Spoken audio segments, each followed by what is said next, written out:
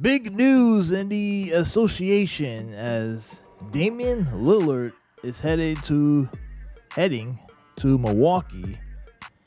He was traded just a little while ago. It was reported by ESPN's Adrian Wojnarowski. Lillard on the move. Now, there was talk all off season about where Damian would end up.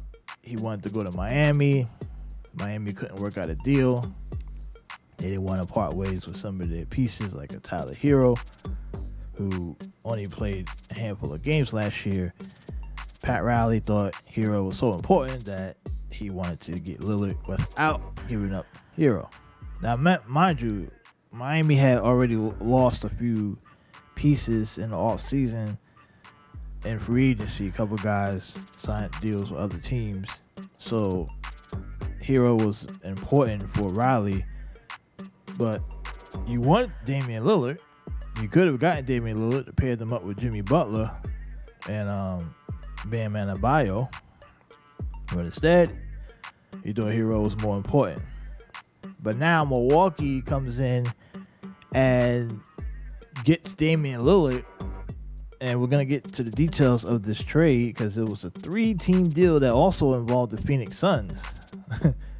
Crazy enough, the Suns, who are looking to fill out their depth chart because they didn't have any, they will pick off some pieces in this deal. So, what does this mean for the deal? We're going to get to the video in a second. I'm going to play a clip here from Adrian Wojnarowski. It's about 2 minutes long of him on SportsCenter talking about the trade. Okay?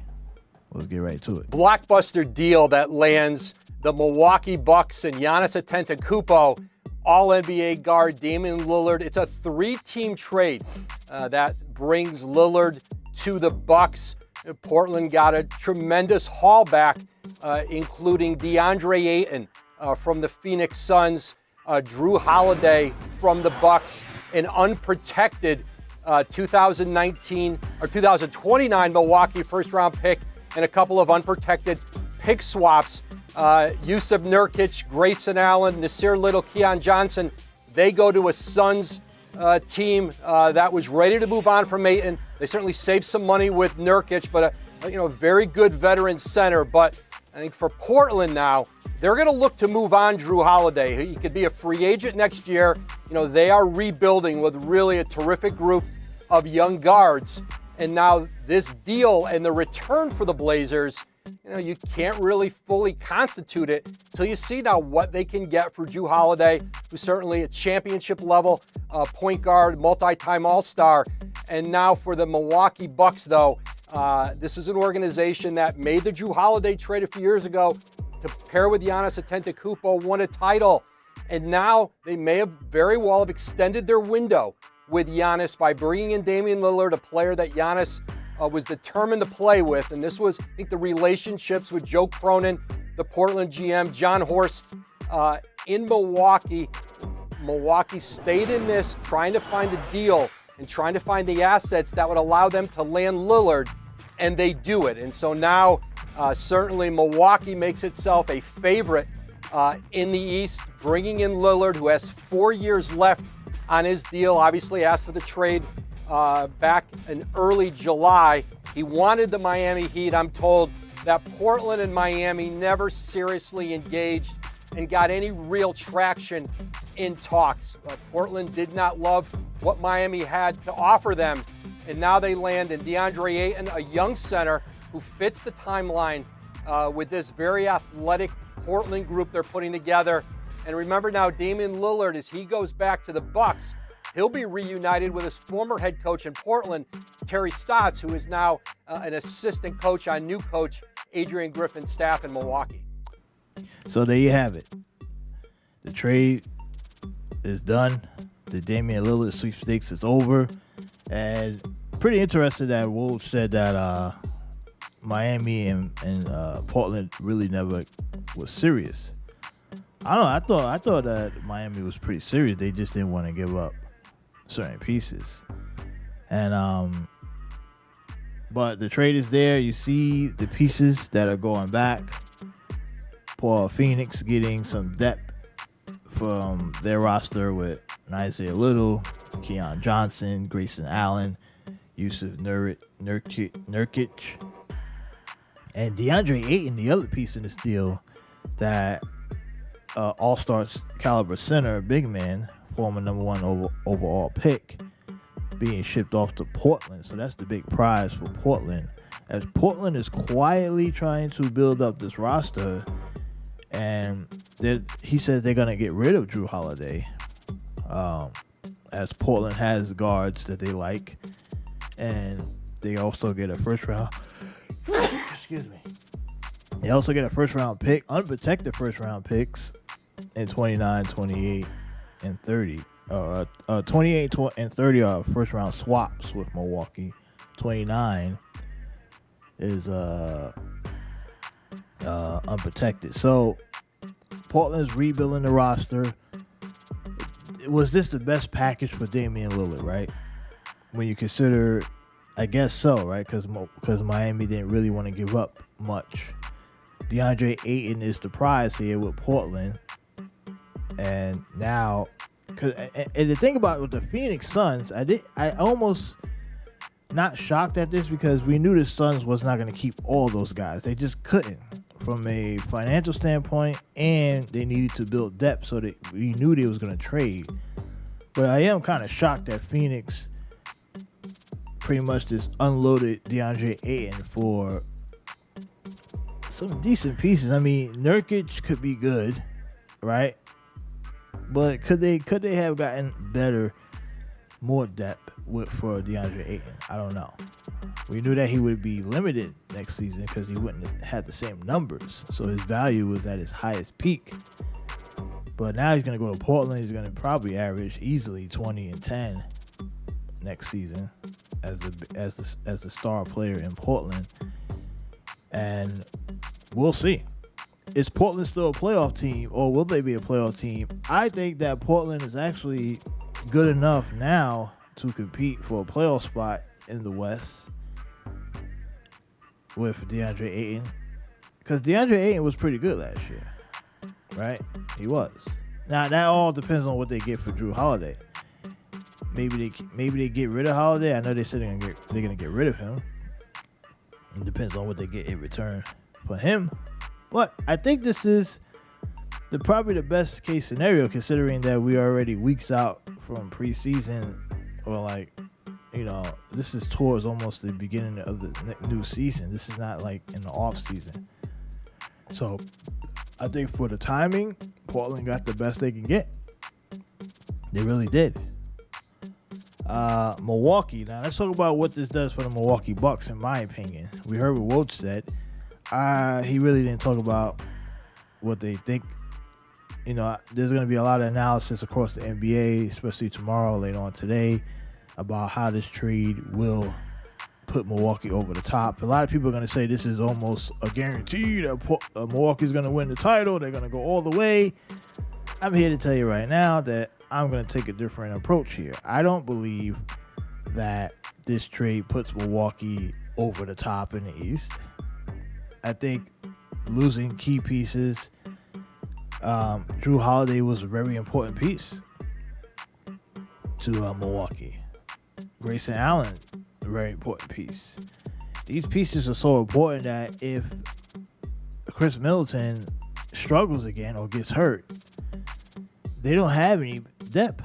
They don't have any good playoff-tested, experienced guys that can step in.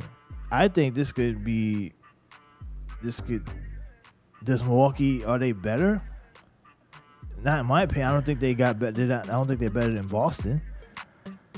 Look, Lillard's a good player, but let's face it, Lillard has not won in the NBA. He's not a guy that makes others around him better. That's why Portland struggled for so many years. So he goes to a roster that already has Giannis, but Lillard played with the ball in his hands a lot. Giannis likes the ball in his hands. He's the franchise guy. You wonder who's going to be the guy in the fourth quarter, right? Now, Milwaukee, one thing Milwaukee did struggle with was that Giannis couldn't have the ball because he wasn't a good free throw shooter. And in that first round series, he pretty much was giving the ball up. So Damian does help in that department. But I'm always leery of a guy who doesn't really make guys, like, especially with guards, ball handling guards. It's not like Boston bringing in Ray Allen, who we knew Ray Allen could shoot, he could score. Yeah, he didn't win a lot in Milwaukee as much as he should have, but you knew you plug him in the right scenario, he could get it done. But the thing is, what made Boston, like, with teams that turn around and become really good with these trades of these former stars or aging stars, or superstars or all-stars, is that the team is usually built around a defensive structure. I don't know Damian Lillard, how great he is defensively or how much effort he's going to bring defensively for Milwaukee. And losing Jrue Holiday, I think that's going to be a big deal. Especially if Chris Middleton is not the same Chris Middleton that you're getting from a few years back. So, and remember, this team is getting older, right? Brook Lopez, Jrue Holiday, Chris Middleton. These guys are not spring chickens. So, we'll see how this lands. But I don't think this is a guarantee that they're going to win the East.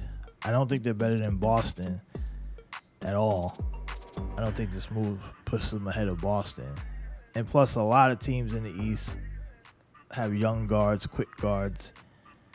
A few teams in the East. It's not going to be a walk in the park like everyone thinks. I think people automatically assume that these guys are going to just click, boom, title, Eastern Conference Finals.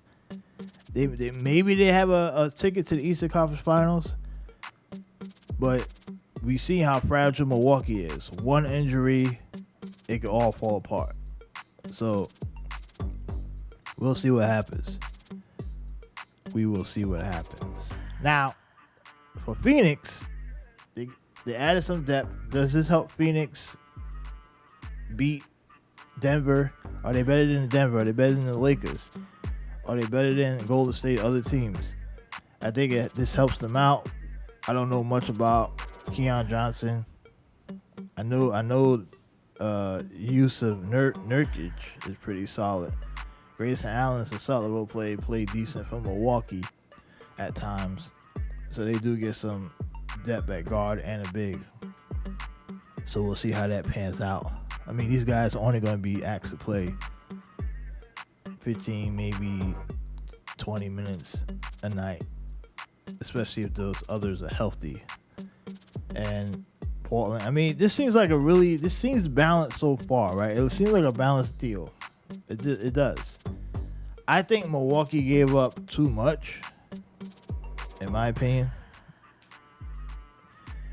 But they're going for it, so we'll see what happens. But this also goes back to, I remember saying this probably last season or right before the offseason when I was saying that Giannis was putting pressure on Milwaukee before he signed that extension to make sure that they were serious about winning, right? Remember, there was reports out there saying Giannis is not planning on signing, and everyone thought, oh, he's leaving, he's going to leave. And Milwaukee took that serious. They knew that they had to make a splash. They had no choice but to go out and get somebody. And this was the option, right? Whether this is going to turn into a championship or not, it does provide cover for Milwaukee to say, hey, we are trying, because Lillard is under contract for the next few years. So this thing can get ugly really quick if it doesn't work out. Right? Lillard's going to be making like $50 million a year. And then you're going to have to pay Giannis. Your whole payroll is going to be tapped out. Before you know it, they're going to have to get rid of some other pieces.